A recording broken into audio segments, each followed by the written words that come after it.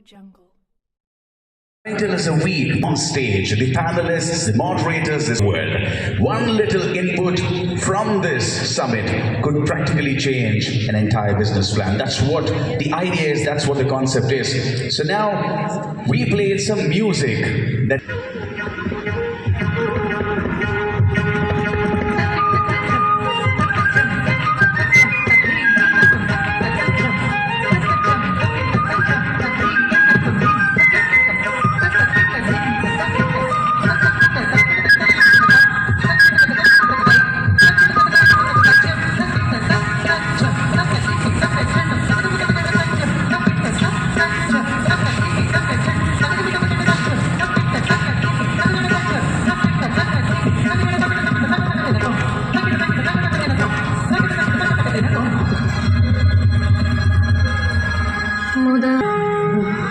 साधकं कदाधरावतं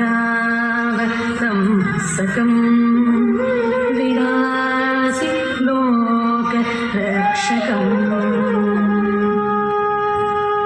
मुदाकरातबोधकं सदा साधकं कदाधरावतं सकं विलासि लोकरक्षकं नायकैकनायकं विलासि एव दैत्यकं कथासायकम् अनायकैकनायकं विलासि एव दैत्यकं कथासुभासुदासकं नमामि तं विनायकम् नमामि तं विनायकम्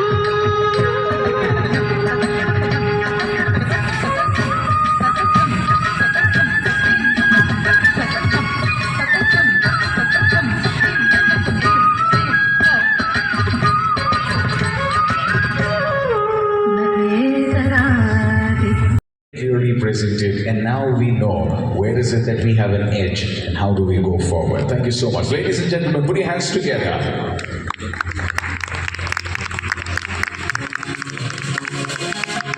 For our first global industry keynote speaker. And a big thanks to Ufi for sharing the data with us. All right, ladies and gentlemen, before I jump directly into the exhibition industry, I want to have a brief look at the macroeconomic foundation that we find ourselves in. Because no factor, however much we want it, determines the... And what we've depicted here are the growth rates of major economies stand out. Firstly, if we compare the gap in growth rates expected at the end of this decade with the gap of growth rates at the beginning of the previous decade, we know that there's a convergence in growth. And this convergence is taking place at a level which is significantly lower than it has been in the previous years. So on average, growth in total economic output will be lower in the future than it has been previously. To the developments in China, if we look at China beginning of the previous decade, double-digit economic growth.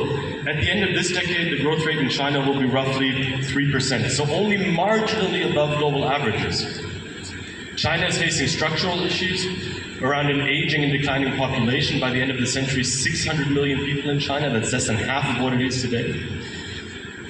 The outlook for India is very, very different, very, very positive. India is benefiting from a growing economy, growing middle class, growing population, and India possesses, from an economic point of view, all the fundamentals for an extremely strong and robust MICE industry.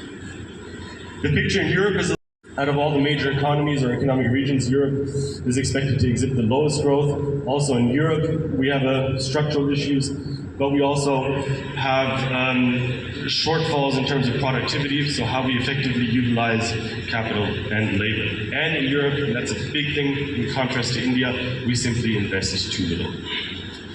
So while the overall outlook may be somewhat positive, what we do have to accept is that there are risks ahead. If we look at North America, we have an erratic government, focusing more on America First policies, initiating trade conflicts.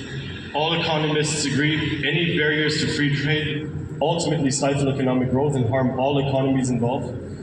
If we look towards Europe, we have a fragmentation within Europe. The Europe that we once thought we would achieve in the union, in the common union, does not speak with one unified voice. We have conflicts within. We're also under pressure in our competitiveness due to high energy prices.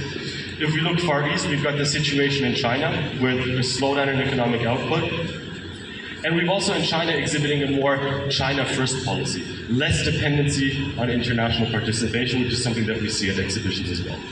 Obviously, we have armed conflicts, unfortunately, in the Middle East and in Europe, which also, hopefully, we hope not at least, could exacerbate in the future.